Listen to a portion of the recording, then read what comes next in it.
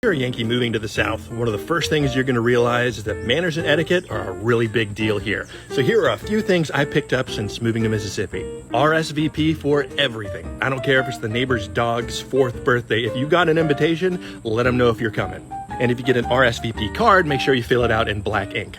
Thank you notes. Gifts, special visits, meals, favors, whatever it is, write a thank you note. And not one of those generic store-bought notes. You're going to need to tap into your inner Faulkner. You'll find there's a lot of rules concerning food, because here in the South, giving someone food is the truest expression of love. If you go to a party or get invited over for a dinner, don't come empty-handed. And if you bring Miracle Whip, not only will nobody touch it, but they will talk about you. If someone brings you a meal or you take home leftovers, never give the dish back empty. And I don't mean filling it with something store-bought. You got to make that yourself. If someone gets sick, moves into a new house, has a baby, gets a new job, any major change of life, you always bring them a meal. Bonus points if it's a dinner with the breakfast and the recipe included. The food always looks amazing, but don't dig in until everyone's been served. Don't put sugar in grits or cornbread. Save it for the tea. Always offer your guests something to drink and something to eat. And never ask for something to drink or something to eat until your host offers.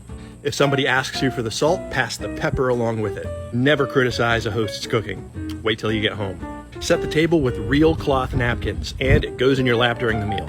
Always offer to help with the dishes, especially if you're dating somebody in the house. The hostess will probably decline, but she'll remember you asked, or that you didn't ask.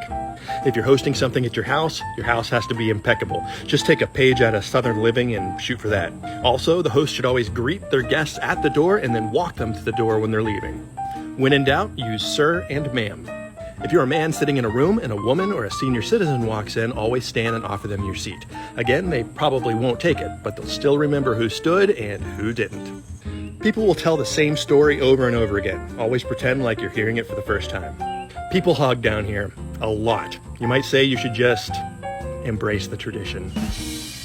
No elbows on the table, no hats on while you're sitting at the table, and no using the phone while you're seated at the table. Your handshake and eye contact when meeting someone for the first time will determine how they see you for the rest of your life. Hold doors open for the people coming behind you. Men, open the car door for your dates. Also for the men, when you're picking up your date, never honk or text to let them know that you're there. Always go to the front door and at least say hello to the family. Remember, respect the father, impress the mother. The fathers may all be armed down here, but the mamas can hurt you in ways you've never imagined. When a neighbor asks for help, you help them. Always dress for the occasion, even when it means wearing a suit to a wedding in July. There are no quick phone calls. Always ask about the family before you get down to business. Everybody gets a passing wave. Everybody. That's just the tip of the iceberg, so when in doubt, remember it all comes down to showing respect and honoring people's families.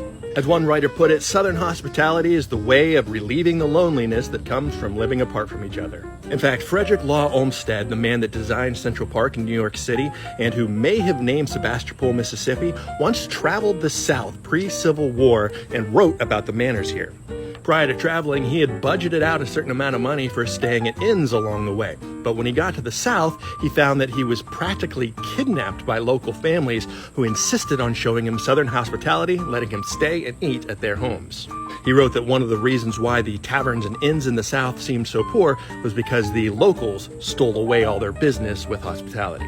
And that Southern generosity is still alive and well today. So remember, just show respect, help out, pay it forward, and you'll be welcomed here with open arms and probably a hug.